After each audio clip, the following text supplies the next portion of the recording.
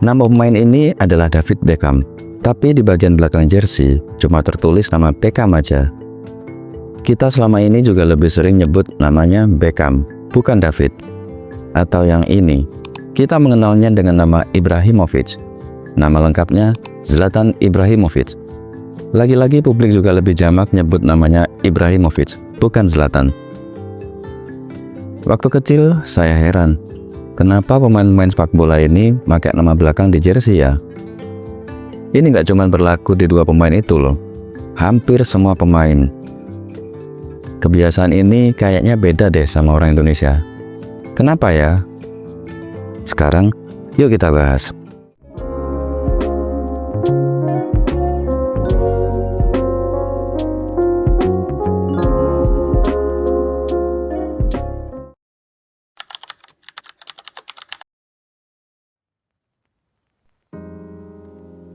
Rasa penasaran saya ini muncul waktu nonton pertandingan Piala Dunia 2002. Waktu itu saya nonton sama ayah. Saya masih ingat banget pertandingannya mempertemukan Inggris ngelawan Argentina. Saya tahu nama beberapa pemain di dua timnas itu. Salah satunya tentu aja David Beckham yang saat itu jadi kapten timnas Inggris. Pertanyaan muncul, kok bisa David Beckham naruh nama belakang di jersey? Yang kayak gini nggak familiar buat saya.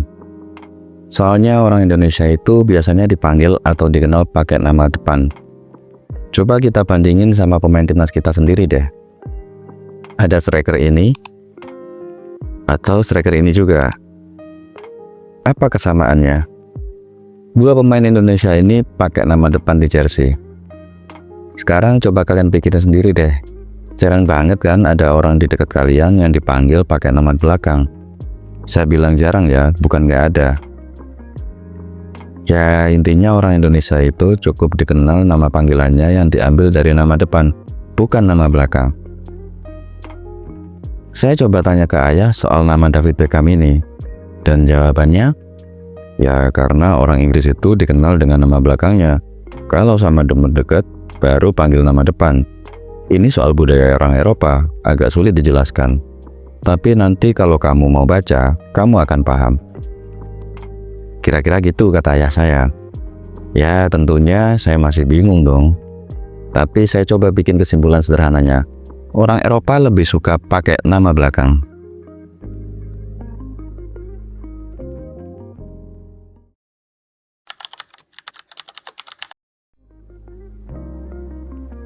Setelah mulai beranjak remaja dan dewasa, saya mulai belajar soal budaya dari berbagai negara di dunia. Ternyata emang ada perbedaan kultur antara orang Eropa dan Indonesia soal nama ini. Kita ambil contoh aja, David Beckham ya. Nama lengkapnya David Robert Joseph Beckham. Robert Davis Caniago. Robert Davis Caniago. Di kultur Inggris, nama orang biasanya cukup dikenal dengan nama depan atau nama belakang. Orang Inggris nggak akan peduli siapa nama tengah kamu. Saya juga nggak yakin kamu tahu soal nama Robert Joseph itu. Jadinya David Beckham. Nah, panggilan nama dia itu David. Kalau udah kenal deket, ya kalau udah temenan lah ya, cukup panggil dia David. Tapi kalau nggak kenal, kamu bakal dianggap gak sopan manggil dia David. Harus pakai nama belakang yang sebenarnya ini adalah nama keluarga. Makanya kalau masuk berita, biasanya media cukup nulis namanya jadi Beckham aja. Hal ini pula yang ngebikin dia pakai nama belakang di jersey-nya. Kultur Eropa atau Barat ini berlaku di semua bidang ya, gak cuma sepak bola.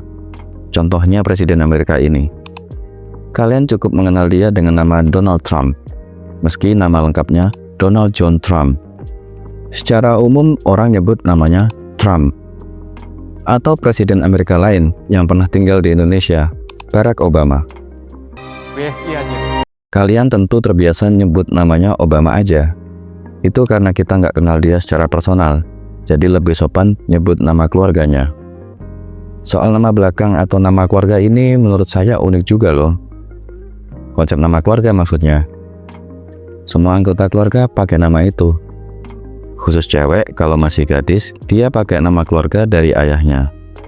Kalau udah nikah, diganti jadi nama keluarga suaminya. Jadi, nama keluarga ini akan turun ke anak dari jalur ayahnya. Sampai sini udah clear ya. Soalnya ini nggak cuma berlaku di Inggris. Hampir semua negara Eropa pakai sistem penamaan yang sama. Orang-orang Prancis, Jerman, Belanda, Italia, atau negara Eropa lainnya juga sama. Soal Ibrahimovic juga gitu. Nama-nama lain ada Zinedine Zidane, Harry Kane, Paolo Maldini, dan seterusnya juga pakai konsep yang sama. Mereka akan pakai nama keluarga untuk ditaruh di jersey. Kalian coba tulis deh di kolom komentar beberapa nama pemain bola Eropa. Pasti kalian lebih familiar sama nama belakangnya kan?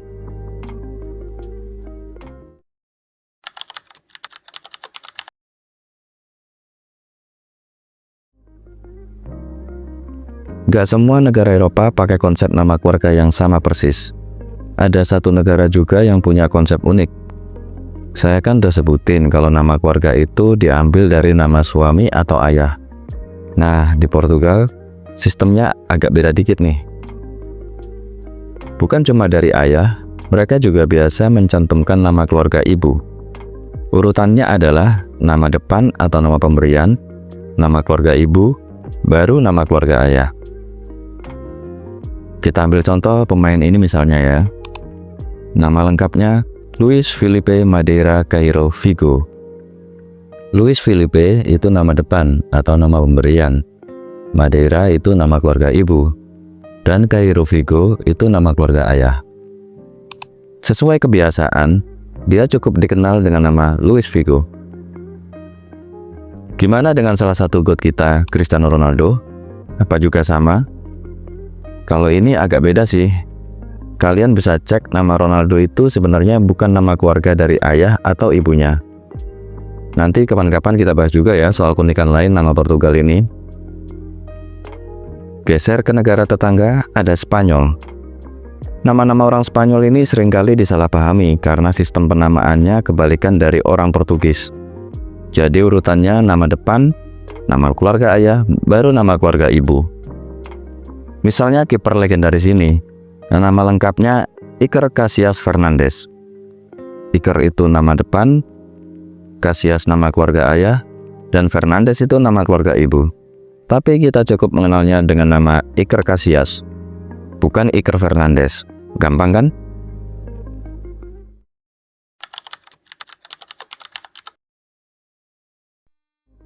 Ya kalau di Indonesia sih nggak ada yang kayak gini. Maksudnya, nggak ada regulasi atau aturan khusus yang mengatur bahwa nama resmi kita harus berupa nama depan atau nama pemberian dan diikuti dengan nama keluarga.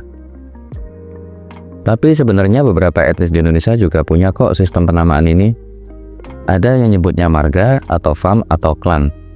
Beberapa di antaranya adalah etnis Batak, Minahasa, dan Maluku. Kalian mungkin familiar dengan nama Simanjuntak, Karamoy, dan Lestaluhu. Itu semua nama-nama keluarga ya. Orang-orang asal Papua juga banyak yang punya fam, kayak striker legendaris ini, yang berasal dari keluarga Solosa. Ya, cuma secara umum, banyak etnis Indonesia yang nggak pakai sistem ini. Kebanyakan nama lengkap kita ini nama pemberian, tanpa nama keluarga. Makanya sempat muncul juga nama-nama unik di Indonesia. Ya contohnya kayak beberapa ini.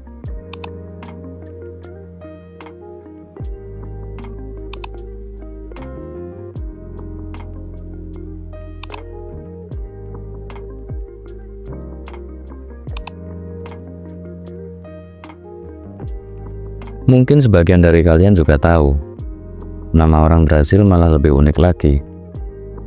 Mereka cukup dikenal dengan nama panggilan aja, yang sebenarnya itu malah nggak ada kaitannya sama nama lengkap aslinya. Kalau soal ini nanti kita bahas deh di video terpisah. Ya, pokoknya jangan lupa subscribe, like, dan komentar ya. Channel ini nantinya akan lebih banyak ngebahas hal-hal seputar sepak bola. Kalian bisa request topik yang perlu saya bahas di kolom komentar. Yang menarik ya tentunya. Dari sini kita bisa sama-sama belajar pengetahuan atau fakta unik baru soal sepak bola. Oke, terima kasih sudah menonton video ini. Semoga kalian sehat selalu.